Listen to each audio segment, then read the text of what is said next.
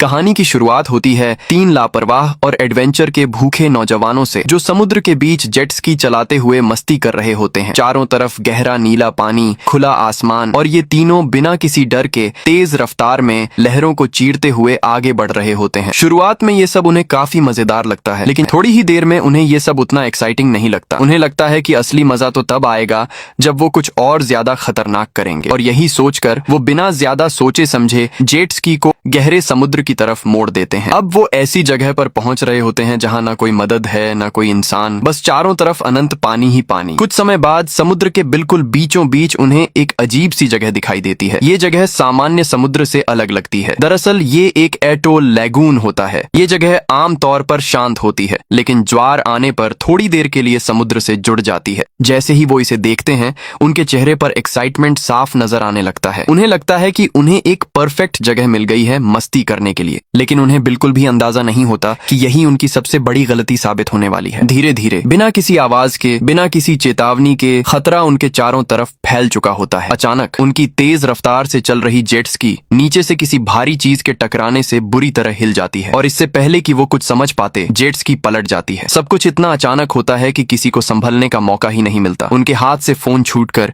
सीधे पानी में गिर जाता है और गहराई में कहीं गायब हो जाता है। आवाज सुनकर ऐना घबरा जाती है और तुरंत उठकर देखने लगती है कि आखिर हुआ क्या है। लेकिन जब वो चारों तरफ नजर दौड़ाती है तो उसे सिर्फ एक जेट स्की दूर पानी पर तैरती हुई दिखाई देती है। बाकी सब कुछ अजीब तरह से शांत हो जाता है। कुछ ही सेकंड बाद पानी में गिरे हुए दोनों लोग ऊपर आते हैं। उनकी सांसें तेज हो चुकी होती हैं और चेहरे पर साफ डर दिखाई दे रहा होता है। जूली, जो सबसे ज्यादा घबरा गई होती है, जल्दी जल्दी फ्लोटिंग पैड पर चढ़ जाती है। वो हड़बड़ाकर पूछती है कि अब भी क्या हुआ, लेकिन किसी के पास इसका जवाब नहीं होता। रेगो, जो शायद सबसे ज्यादा बेफिक्र है, उसे बस अपनी जेट स्की की चिंता होती है। उसे लगता है शायद कोई छोटा मोटा टकराव हुआ होगा। वो बिना ज्यादा सोचे फिर से पानी में उतरता है और जेट स्की की तरफ तैरने लगता है। लेकिन जैसे जैसे वो आगे बढ़ता है, उसे धीरे धीरे एहसास होने लगता है कि कुछ बहुत गलत है। अब उसका डर साफ दिखने लगता है। वो तेजी से वापस लौटने की कोशिश करता है, लेकिन अब बहुत देर हो चुकी होती है। जैसे ही वो फ्लोटिंग पैड के पास पहुंचकर ऊपर चढ़ने की कोशिश करता है, अचानक कोई अनदेखी ताकत उसे नीचे की ओर जोर से खींच लेती है। सब कुछ बस एक सेकंड में खत्म हो जाता है।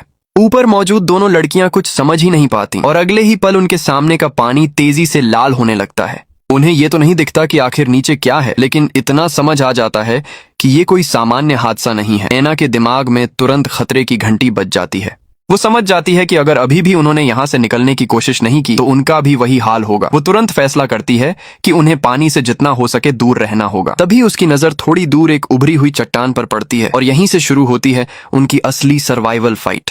ऐना जैसे ही उस चट्टान को देखती है, उसके अंदर एक छोटी सी उम्मीद जागती है। वो तुरंत जूली को इशारा करती है कि अगर उन्हें जिंदा रहना है तो किसी भी हालत में उस चट्टान तक पहुंचना होगा। दोनों बहुत सावधानी से फ्लोटिंग पैड को उस दिशा में बढ़ाने लगती हैं। अब उनकी हर हरकत बहुत सोच समझकर हो रही होती है, क्योंकि उन्हें डर है कि जरा सी हलचल भी उस अनजान खतरे को फिर से उनकी तरफ खींच सकती है। दोनों धीरे धीरे पानी पर आगे बढ़ रही होती हैं, सांसें रोके हुए, दिल जोर जोर से धड़क रहा होता है। चारों तरफ सन्नाटा है, लेकिन उसी सन्नाटे में एक अजीब सा डर छुपा हुआ है। तभी अचानक दोनों एकदम से रुक जाती हैं। उनके नीचे से कुछ बहुत बड़ा, बहुत ही खामोशी से गुजर रहा होता है। जैसे ही वो नीचे झांकती हैं, उनका खून जम जाता है।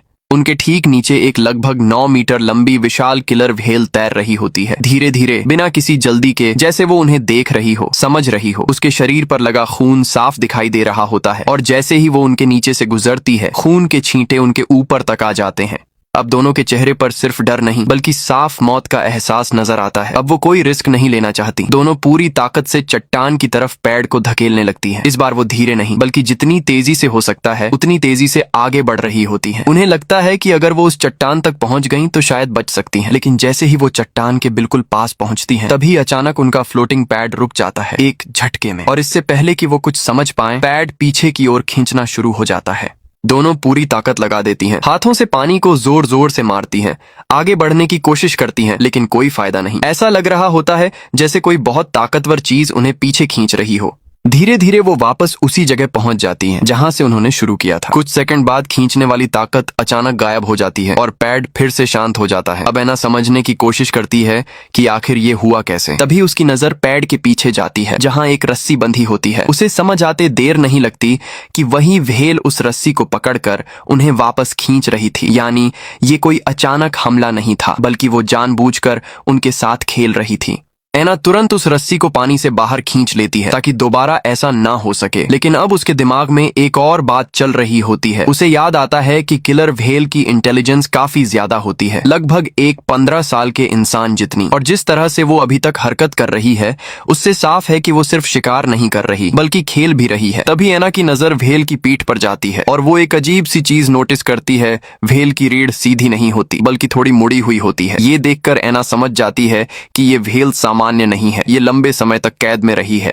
क्योंकि जो व्हेल्स एक्वेरियम में रखी जाती हैं उन्हें खुलकर तैरने की जगह नहीं मिलती। वो बार बार एक ही दायरे में घूमती रहती हैं, जिससे उनकी पीठ पर एक तरफ का दबाव पड़ता है और धीरे धीरे वो टेढ़ी हो जाती है। इसके अलावा शो के दौरान बार बार पानी से बाहर कूदने की वजह से भी उनकी बॉडी पर असर पड़ता है। यानी साफ है ये व्हेल कभी इंसानों के बीच रह चुकी है। लेकिन असली सवाल ये है कि अब वो इतनी खतरनाक क्यों हो गई है। असल में ये व्हेल हाल ही में एक्वेरियम से छोड़ी गई थी। लंबे समय तक कैद में रहने की वजह से उसकी सेहत खराब हो गई थी और एक्वेरियम वालों को डर था कि कहीं वो मर ना जाए या कोई हादसा ना हो जाए, इसीलिए उन्होंने उसे वापस समुद्र में छोड़ दिया। लेकिन उन्होंने शायद ये नहीं सोचा था कि इतने सालों तक कैद में रहने के बाद वो अचानक खुले समुद्र में कैसे रिएक्ट करेगी। एना के दिमाग में ये सारी बातें तेजी से घूम रही होती हैं, लेकिन वो जानती है कि अभी इन सब के बारे में सोचने का वक्त नहीं है। सच्चाई ये है कि वो व्हेल उन्हें दुश्मन मान चुकी है और अगर वो ऐसे ही बैठे रहे तो वो एक एक करके उन्हें खत्म कर देगी। एना गहरी सांस लेती है, खुद को शांत करने की कोशिश करती है और फिर जूली की तरफ देखती है। वो उसे समझाती है कि अब उनके पास सिर्फ एक ही रास्ता है, किसी तरह उस चट्टान तक पहुंचना। वो लगातार उसे हिम्मत देती रहती है ताकि वो डर के कारण कुछ गलत फैसला ना ले। दोनों सही मौके का इंतजार कर रही होती हैं जब व्हेल उनके नीचे से हटे और उन्हें थोड़ा सा समय मिल जाए। लेकिन तभी जूली अचानक हिम्मत जुटाती है। उसके चेहरे पर डर साफ दिख रहा होता है, लेकिन फिर भी वो फैसला लेती है और अगले ही पल वो बिना कुछ कहे सीधे पानी में कूद जाती है। एना एक पल के लिए शॉक में रह जाती है। वो खुद डर के कारण वहीं रुक जाती है और जूली अकेली ही चट्टान की तरफ तैरने लगती है। जूली के अचानक पानी में कूदते ही सब कुछ और ज्यादा टेंशन से भर जाता है। एना अभी भी डर के कारण वहीं रुकी रहती है, लेकिन जूली अब पीछे मुड़कर देखने का रिस्क नहीं लेती। वो पूरी ताकत से चट्टान की तरफ तैरने लगती है। इस दौरान उसके बैग से सामान गिरकर पानी में फैलने लगता है, लेकिन उस वक्त उसे किसी चीज की परवाह नहीं होती। वहीं एना की नजर अचानक एक जरूरी चीज पर पड़ती है। उसके हियरिंग एड की बैटरी पानी में बहती जा रही होती है। वो तुरंत उसे पकड़ने के लिए आगे बढ़ती है, लेकिन तभी दूर से व्हेल फिर से उनकी तरफ आती हुई दिखती है। डर के कारण एना तुरंत बैटरी छोड़ देती है और वापस पैड पर चढ़ जाती है।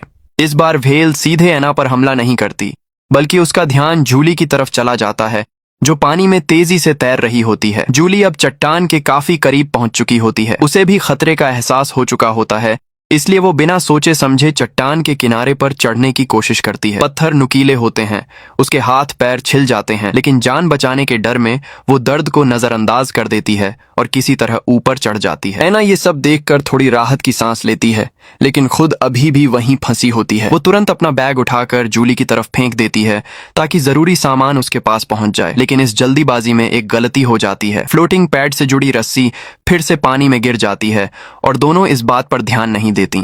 चट्टान पर पहुंच चुकी जूली अब थोड़ा सोचने लगती है और उसे एक आइडिया आता है। वो एक पत्थर उठाती है और कहती है कि वो व्हेल का ध्यान अपनी तरफ खींचेगी ताकि एना को तैरकर यहाँ आने का मौका मिल सके। एना डर के बावजूद खुद को तैयार करने लगती है। वो अपने अंदर हिम्मत जुटाती है, खुद को समझाती है कि अब या तो जान बचानी है या सब खत्म हो जाएगा।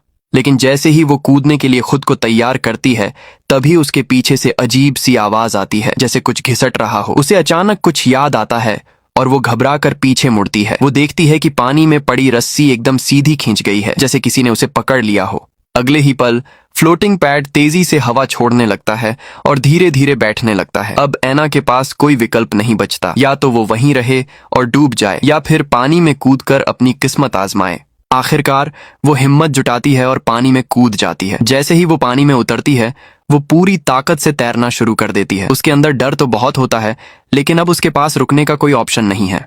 हर सेकंड उसे लगता है कि नीचे से वो व्हेल उसे पकड़ लेगी, लेकिन फिर भी वो रुकती नहीं। काफी कोशिशों के बाद आखिरकार वो चट्टान तक पहुंच ही जाती है। जैसे ही वो ऊपर चढ़ती है, दोनों कुछ देर के लिए वहीं बैठ जाती हैं, थकी हुई, डरी हुई, लेकिन जिंदा। अब थोड़ी राहत मिलने पर वो अपनी हालत चेक करती हैं। जूली की जांघ बुरी तरह कट चुकी होती है, शायद चट्टान पर चढ़ते वक्त लगी थी। एना तुरंत अपनी जैकेट उतारती है और पत्थर की मदद से उसे फाड़कर पट्टी बना देती है। वो आधा कपड़ा जूली के घाव पर बांधती है और बाकी से अपने पैर का जख्म कवर करती है, क्योंकि कूदते वक्त उसका पैर भी किसी तेज चीज से कट गया होता है।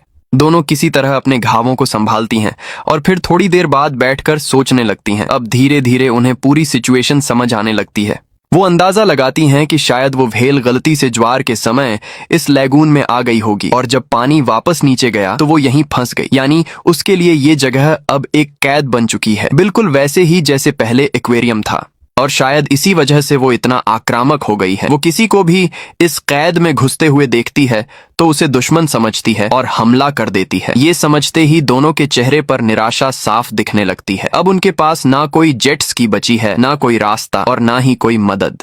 उन्हें सिर्फ एक ही उम्मीद बचती है कि कोई यहाँ से गुजरे और उन्हें देख ले। एना तुरंत बैग खोलकर सामान चेक करती है, लेकिन उसमें सिर्फ एक च्यूइंग गम और एक छोटा सा डिब्बा ही बचा होता है। बाकी सब पानी में खो चुका होता है। अब मजबूरी में दोनों वही च्यूइंग गम शेयर करती हैं। शायद यही उनका आज का खाना होता है।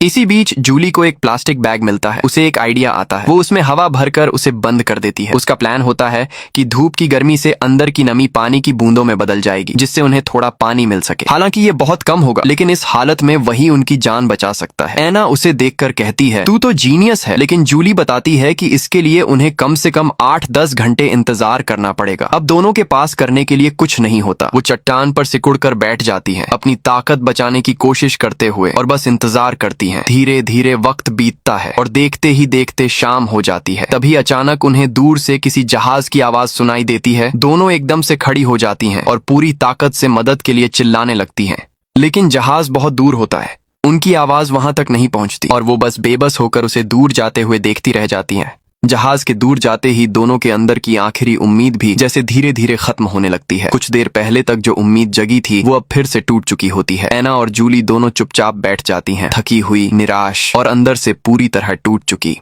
लेकिन तभी एना की नजर अचानक पानी में किसी चीज पर पड़ती है। वो ध्यान से देखती है और उसे समझ आता है कि वो एक इंसानी हाथ है जो लहरों के साथ बहता हुआ उनकी तरफ आ रहा है। ये नजारा इतना डरावना होता है कि दोनों कुछ सेकंड के लिए सन्न रह जाती हैं, लेकिन फिर उन्हें उस हाथ में बंधी हुई एक टॉर्च दिखाई देती है। अब चाहे डर कितना भी हो, ये टॉर्च उनके लिए बहुत काम की चीज हो सकती थी। दोनों हिम्मत जुटाती हैं, एक दूसरे का सहारा लेकर धीरे धीरे चट्टान के किनारे तक जाती हैं। उल्टी जैसा महसूस हो रहा होता है, लेकिन फिर भी वो किसी तरह उस हाथ से टॉर्च निकाल लेती हैं। अब कम से कम उनके पास एक ऐसी चीज है जिससे रात में अगर कोई पास से गुजरे तो वो सिग्नल दे सकती हैं। रात धीरे धीरे बीतती है, लेकिन कोई भी उनकी तरफ नहीं आता। थकान, डर और भूख तीनों मिलकर उन्हें तोड़ने लगते हैं। आखिरकार जब वो लगभग हार मानने ही वाली होती हैं, तब उन्हें याद आता है प्लास्टिक बैग। वो देखती हैं कि उसके अंदर थोड़ी थोड़ी पानी की बूंदें जमा हो गई हैं। दोनों बड़ी सावधानी से उन बूंदों को पीती हैं। उनके सूखे गले को थोड़ी राहत मिलती है, लेकिन ये पानी इतना कम होता है कि उनकी प्यास और कमजोरी को बस थोड़ा सा ही कम कर पाता है। इसी बीच एना को एक और बात याद आती है। कल उसने कुछ सीप देखी थी जो शायद खाने लायक हो सकती हैं। ये सोचकर वो एक बड़ा रिस्क लेने का फैसला करती है। वो धीरे धीरे पानी में उतरती है, हर सेकंड डरते हुए कि कहीं वो व्हेल फिर से ना आ जाए। जल्दी जल्दी वो कुछ सीप उठाती है और वापस चट्टान पर चढ़ जाती है। इस दौरान उसका माथा एक पत्थर से टकरा जाता है और हल्की चोट लग जाती है, लेकिन फिर भी वो किसी तरह खाना ले आती है। अब समस्या ये होती है कि उन सीप को खोला कैसे जाए। उनके पास कोई टूल नहीं होता। एना कुछ देर सोचती है और फिर मजबूरी में वो छोटा सा डिब्बा निकालती है। जैसे ही जूली उसे देखती है, वो तुरंत उसे रोकने की कोशिश करती है, क्योंकि वो कोई आम डिब्बा नहीं होता। वो एना के एक्स बॉयफ्रेंड की अस्थियों का डिब्बा होता है। यहीं से एना की जिंदगी की एक दर्दनाक सच्चाई सामने आती है। असल में एना पहले एक बहुत टैलेंटेड सेलो प्लेयर थी, लेकिन एक रात जब वो पार्ट टाइम काम कर रही थी, तब उसके साथ एक लूटपाट हुई। उसी घटना में उसके कान खराब हो गए और वो ठीक से सुन नहीं पाती। और सबसे बड़ी बात, उसका बॉयफ्रेंड जो उसे बचाने की कोशिश कर रहा था, उसी दौरान गोली लगने से मर गया। इस ट्रिप का एक मकसद ये भी था कि वो उसकी अस्थियों को समुद्र में बहा सके ताकि उसे आजादी मिल सके। लेकिन इस वक्त हालात ऐसे हैं कि भावनाओं से ज्यादा जरूरी जिंदा रहना है। आखिरकार दोनों मिलकर उसी डिब्बे के ढक्कन से सीप को तोड़ती हैं और अंदर का कच्चा मांस खा लेती हैं। स्वाद बेहद खराब होता है, बदबूदार, लेकिन वो उनकी जान बचाने के लिए जरूरी होता है। अब जब डिब्बा वैसे भी इस्तेमाल हो चुका होता है तो एना फैसला करती है कि वो यहीं पर अपने बॉयफ्रेंड की अस्थियों को बहा देगी। वो धीरे धीरे उन्हें पानी में छोड़ देती है और कुछ पल के लिए वो चुपचाप बैठकर उन्हें देखती रहती है। लेकिन तभी जूली के अंदर दबा हुआ एक राज बाहर आ जाता है। वो अब और सह नहीं पाती और सच बता देती है। वो बताती है कि सालों पहले जो लूटपाट हुई थी वो कोई इत्तेफाक नहीं था, वो उसी की प्लानिंग थी। एना ये सुनकर जैसे अंदर से टूट जाती है। जूली बताती है कि उस समय उसे पैसों की बहुत जरूरत थी। उसे पता चला था कि जिस रेस्टोरेंट में एना काम करती है वहां हर रात काफी कैश रहता है, इसीलिए उसने अपने एक जान पहचान वाले को ये काम करने के लिए कहा। लेकिन उस दिन एना ने शिफ्ट बदल ली थी और वो खुद वहां मौजूद थी और उसी वजह से वो हादसा हुआ जिसमें एना की जिंदगी बर्बाद हो गई और उसके बॉयफ्रेंड की जान चली गई। ये सच सुनकर एना पूरी तरह टूट जाती है। अब उसे ना जूली की कोई बात सुननी है, ना उसकी कोई सफाई। वो उससे दूर हो जाती है, यहाँ तक कि अपना हियरिंग एड भी निकाल देती है, जैसे वो उससे हर तरह का रिश्ता खत्म करना चाहती हो। लेकिन सच्चाई ये है कि वो कहीं जा भी नहीं सकती। वो दोनों अभी भी उसी चट्टान पर फंसी हुई हैं और हालत दिन ब दिन खराब होती जा रही है। जूली समझ जाती है कि अब अगर उसने कुछ बड़ा कदम नहीं उठाया तो दोनों यहाँ मर जाएंगी। इसलिए वो एक खतरनाक फैसला लेती है। वो तय करती है कि वो खुद को खतरे में डालकर एना के लिए एक मौका बनाएगी। उसका प्लान होता है कि वो उस बीच किनारे की तरफ तैरेगी जहां से वो पहले इस लैगून में आई थी और उसी दौरान एना को मौका मिलेगा कि वो भी पानी में कूदकर किसी दूसरी चट्टान तक पहुंच सके। ये एक तरह से उसकी जान की कीमत पर एना को बचाने की कोशिश होती है। धीरे धीरे बिना कुछ बोले जूली पानी में उतर जाती है। चारों तरफ सन्नाटा होता है, लेकिन उसे पता है कि वो व्हेल कहीं ना कहीं उसे देख रही है। जूली जैसे ही पानी में उतरती है ऊपर से सब कुछ शांत दिखाई देता है, लेकिन अंदर ही अंदर एक खौफनाक खेल शुरू हो चुका होता है। पानी की सतह पर अजीब सी शांति होती है, जैसे तूफान आने से पहले का सन्नाटा। जूली जानती है कि वो व्हेल कहीं ना कहीं आसपास ही है, बस सही मौके का इंतजार कर रही है। दूसरी तरफ एना, जिसने अपना हियरिंग एड निकाल दिया होता है, पूरी तरह इस खतरे से अनजान होती है। उसे ये भी पता नहीं चलता कि जूली कब चुपचाप चट्टान छोड़कर दूर तैरने लगी। जब एना पीछे मुड़कर देखती है और जूली को वहां नहीं पाती तो वो घबरा जाती है और जोर जोर से उसे वापस आने के लिए चिल्लाने लगती है। लेकिन अब बहुत देर हो चुकी होती है। जूली अपना फैसला ले चुकी होती है। अचानक पानी के अंदर से एक डरावनी सी आवाज गूंजती है, एक ऐसी आवाज जो सीधे दिल में डर बैठा देती है। जूली समझ जाती है कि व्हेल ने उसे देख लिया है। अब वो अपनी पूरी ताकत लगा देती है और तेजी से तैरने लगती है। हर स्ट्रोक के साथ उसकी जान बचने की उम्मीद जुड़ी होती है। कुछ ही पलों में वो विशाल व्हेल फिर से सामने आ जाती है और इस बार वो सीधे जूली के पीछे पड़ जाती है। एना ये सब देख लेती है और उसी पल उसे समझ आ जाता है कि ये सब जूली जानबूझकर कर रही है ताकि उसे एक मौका मिल सके। अब एना के पास सोचने का समय नहीं होता। वो बिना एक सेकंड गंवाए पानी में कूद जाती है और दूसरी दिशा में पूरी ताकत से तैरने लगती है। लेकिन तभी कुछ अजीब होता है। व्हेल जो जूली का पीछा कर रही थी अचानक रुक जाती है। जैसे ही उसे एना की हरकत महसूस होती है वो तुरंत अपना रुख बदल देती है और एना की तरफ तेजी से बढ़ने लगती है। अब एना सीधे खतरे में आ चुकी होती है। वो घबराकर पास की एक दूसरी चट्टान की तरफ तैरती है और किसी तरह उस पर चढ़ जाती है। उसका दिल इतनी तेजी से धड़क रहा होता है कि जैसे अभी बाहर आ जाएगा। उधर जूली, जो अब भी जान की बाजी लगाकर तैर रही होती है, आखिरकार किसी तरह किनारे के पास पहुंच जाती है और जैसे ही वो जमीन को छूती है उसे एक पल के लिए लगता है कि शायद वो बच गई और तभी किस्मत उसका साथ देती हुई नजर आती है। ऊपर आसमान में एक हेलीकॉप्टर उड़ता हुआ दिखाई देता है। दोनों के अंदर अचानक उम्मीद की एक किरण जाग उठती है। जूली पूरी ताकत से चिल्लाने लगती है, हाथ हिलाती है और यहाँ तक कि रेत पर बड़े बड़े अक्षरों में SOS लिख देती है ताकि ऊपर से साफ दिखाई दे। एना भी दूर से पूरी ताकत लगाकर इशारे करती है, लेकिन वो हेलीकॉप्टर बिना कुछ नोटिस किए धीरे धीरे दूर चला जाता है। ये पल दोनों के लिए पूरी तरह तोड़ देने वाला होता है। जूली का धैर्य अब खत्म हो जाता है। वो गुस्से और दर्द में आसमान की तरफ देखकर चिल्लाने लगती है, किस्मत को कोसती है, खुद पर गुस्सा करती है। लेकिन उसी गुस्से और निराशा में वो एक बहुत बड़ी गलती कर देती है। उसे ये एहसास ही नहीं होता कि वो अभी भी खतरे के बिल्कुल पास खड़ी है। अचानक नीचे से एक जोरदार झटका लगता है। जूली जमीन को पकड़ने की कोशिश करती है, अपने नाखूनों से मिट्टी खोदने लगती है ताकि खुद को पानी में घसीटे जाने से रोक सके। कुछ सेकंड के लिए ऐसा लगता है कि वो बच जाएगी, लेकिन अगले ही पल वो व्हेल उसकी टांग को जड़ से पकड़कर जोर से खींच लेती है। उसकी टांग पूरी तरह फट जाती है। इतनी भयानक चोट के बाद जूली ज्यादा देर तक जिंदा नहीं रह पाती। कुछ ही देर में वो खून बहने से वहीं मर जाती है। एना ये सब दूर से देखती है और अंदर से पूरी तरह टूट जाती है। अब वो पूरी तरह अकेली रह जाती है, ना कोई दोस्त, ना कोई मदद, बस चारों तरफ मौत का डर। वो जिस चट्टान पर होती है वो किनारे के और करीब जरूर होती है, लेकिन बहुत छोटी होती है। वो मुश्किल से खुद को संभाल पाती है और डर के मारे हिल भी नहीं पाती। और तभी जैसे हालात पहले से खराब थे वैसे ही आसमान भी अपना रंग बदलना शुरू कर देता है। काले बादल छा जाते हैं, बिजली कड़कने लगती है, तूफान आने वाला होता है। लेकिन ऐना के लिए ये और भी खतरनाक है क्योंकि उसका हियरिंग एड अब पूरी तरह बंद हो चुका होता है। वो कुछ भी सुन नहीं सकती। ये अचानक आई खामोशी उसके डर को और बढ़ा देती है। अब उसे ये भी पता नहीं चल सकता कि खतरा कब और कहां से आएगा। डर के मारे वो टॉर्च जलाती है ताकि उसे थोड़ा सा सहारा मिल सके, लेकिन किस्मत यहाँ भी उसका साथ नहीं देती। कुछ ही देर में टॉर्च भी बंद हो जाती है। अब उसे सच में ऐसा लगने लगता है कि जैसे पूरी दुनिया ने उसे अकेला छोड़ दिया हो। लेकिन तभी तेज बारिश शुरू हो जाती है। ऐना जल्दी जल्दी पानी इकट्ठा करके पीने लगती है। बहुत समय बाद उसे असली राहत मिलती है। लेकिन तभी जैसे ही वो मुड़ती है उसकी नजर पानी पर पड़ती है। वो व्हेल फिर से वहां होती है और इस बार वो बहुत पास होती है। ऐना ध्यान से देखती है और उसे व्हेल की आंख के पास एक लंबा सा निशान दिखाई देता है। उसे अचानक एहसास होता है ये व्हेल भी शायद दर्द से गुजरी है, कैद में रही है और अब भी एक तरह से फंसी हुई है। एक पल के लिए ऐना को उसके लिए थोड़ा सा एहसास होता है, लेकिन वो जानती है या तो वो बचेगी या ये व्हेल।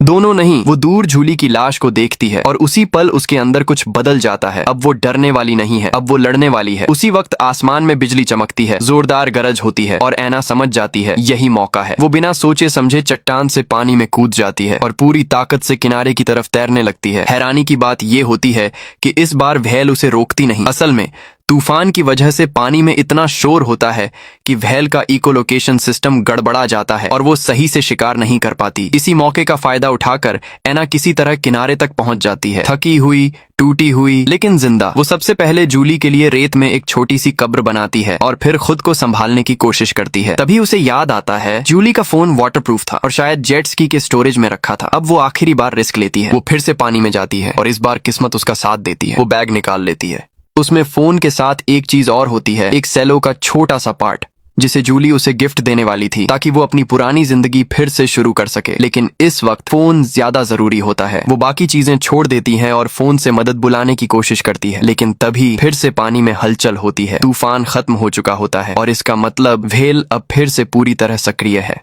ऐना समझ जाती है कि अब बचने का सिर्फ एक ही रास्ता है, सीधा मुकाबला।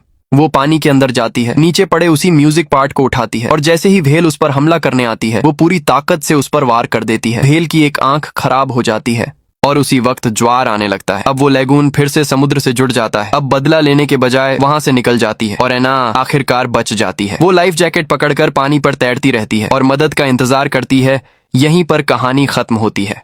ये कहानी सिर्फ सर्वाइवल की नहीं है, बल्कि इंसान और प्रकृति के बीच के रिश्ते की भी है, जहां दोनों ही अपने अपने दर्द और हालात से लड़ रहे होते हैं। वीडियो अच्छी लगी हो तो वीडियो को लाइक एंड चैनल को सब्सक्राइब जरूर करें। मिलते हैं नेक्स्ट वीडियो में, तब तक के लिए बाय।